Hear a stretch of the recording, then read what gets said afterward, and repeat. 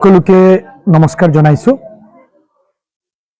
আজি আমাৰ এই সংবাদ মেলত উপস্থিত ছপা আৰু বৈদ্যুতিক মাধ্যমৰ মোৰ সন্মানীয় সাংবাদিক বন্ধু বান্ধৱীসকল সকলোলৈ নমস্কাৰ জনাইছো। আমাৰ মাজত দলীয় সতীৰ্থসকল উপস্থিত আছে, তেখেতলোককো নমস্কাৰ জ্ঞাপন কৰিছো।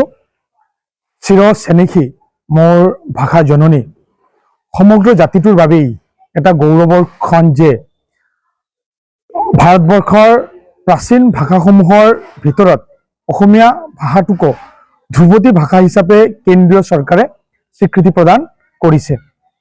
ইয়াৰ ফলত আইৰ মুখৰ ভাষাটো প্ৰচাৰ প্ৰসাৰৰ লগতে আৰু অধিক সংৰক্ষিত হৈ থাকিব।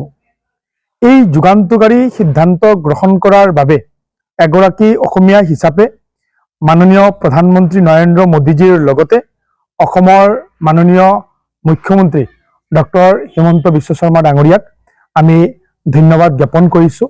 আমি সকলোৱে ইতিমধ্যে গম পাইছোঁ আৰু অনুভৱো কৰিছোঁ যে আমাৰ জাতিটোৰ কাৰণে এইটো অতিকৈ গৌৰৱৰ বিষয়, এই কাৰণে যে অসমীয়া ভাষাই এক ধ্ৰুপদী ভাষা হিচাপে স্বীকৃতি লাভ কৰিছে।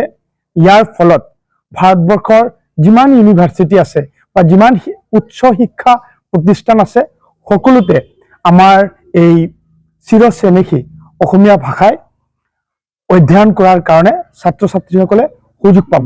ইয়াৰ লগতে আমাৰ সমগ্ৰ জাতিৰ কাৰণেই এইটো এক গৌৰৱৰ বিষয়। এই কাৰণে পুনৰবাৰ আমি মাননীয় প্ৰধানমন্ত্ৰী, মাননীয় মুখ্যমন্ত্ৰী আমি সকলোকে ধন্যবাদ জ্ঞাপন কৰিছোঁ। ধন্যবাদ।